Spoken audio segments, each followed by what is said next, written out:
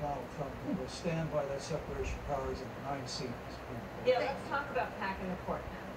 Let's talk about the pack. Yeah, I'm about to. So, the Trump-Pence administration has been, because I sit on the Senate Judiciary Committee, as Mr. mentioned, and I've witnessed the appointments, for lifetime appointments to the federal courts, district courts, courts of appeal.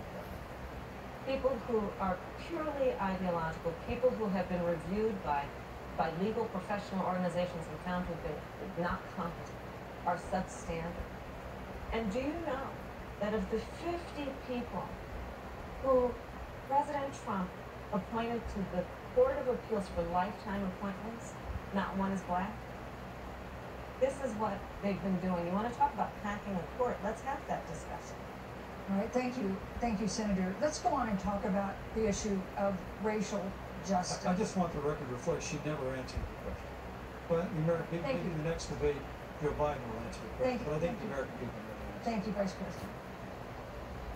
In March, Breonna Taylor, a 26-year-old emergency room technician in Louisville, was shot and killed after police officers executing a search warrant in a narcotics investigation broke into her apartment. The police said they identified themselves. Taylor's boyfriend said he didn't hear them do that. He used a gun registered to him to fire a shot, which wounded an officer. The officers then fired more than 20 rounds into the apartment. They say they were acting in self-defense. None of them have been indicted in connection with her death. Senator Harris, in the case of Breonna Taylor, was justice done? You have 2 minutes. I don't believe so. And I've talked with Breonna's mother, Tanika Palmer, and her family. And her family deserved justice. She was a beautiful young woman. She had as her life goal to become a nurse, and she wanted to become an EMT to first learn what's going on out on the street, so she could then become a nurse and save lives. And her life was taken unjustifiably and tragically and violently. And it brings me to, you know, the 8 minutes and 46 seconds that America witnessed, during which an American man was tortured and killed under the knee of an armed, uniformed police officer. And people around our country, of every race, of every age, of every gender, perfect strangers to each other, marched shoulder to shoulder, arm in arm, fighting for us to finally achieve that ideal of equal justice under law. And I was a part of those peaceful protests. And I believe strongly that, first of all, we are never going to condone violence, but we always must fight for the values that we hold dear, including the fight to achieve our ideals. And that's why Joe Biden and I have said on this subject, look, and I'm a former career prosecutor. I know what I'm talking about. Bad cops are bad for good cops.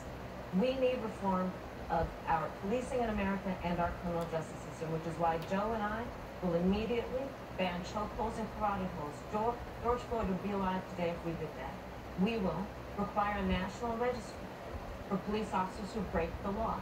We will, on the issue of criminal justice reform, get rid of private prisons and cash bail, and we will decriminalize marijuana, and we will expunge the records of those who have been convicted of marijuana. This is time for leadership on a tragic issue of unarmed black people in America. Thank you, Senator Harris.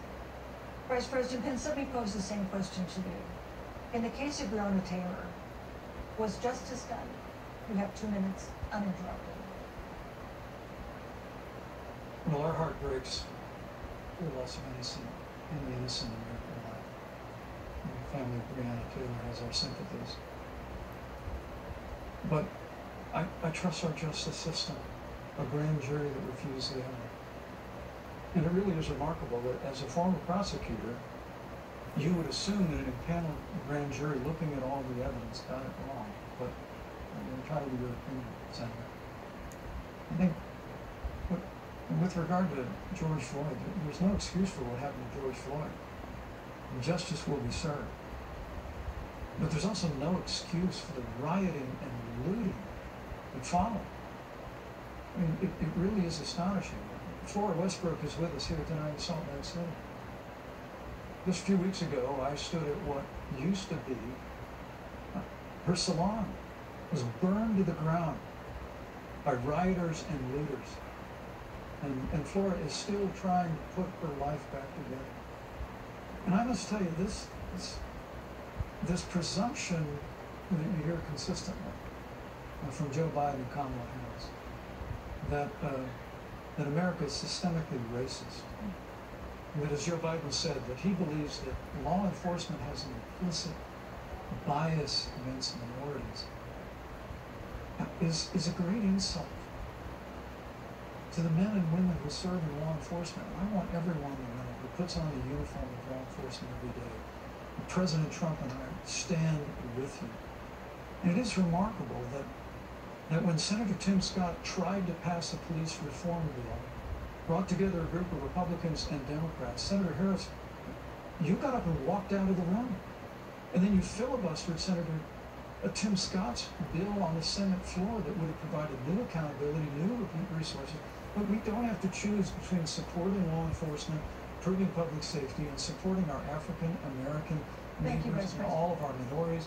Under President Trump's leadership, we'll always stand with law enforcement and will do what we did from day one, and improve the lives of African Americans. Thank you, Vice Record President. unemployment, record Vice investments in President, your time education, is and we'll up. fight for school choice for all of our men. Thank you, Vice I'd President. like to respond. Senator Harris. I will not sit here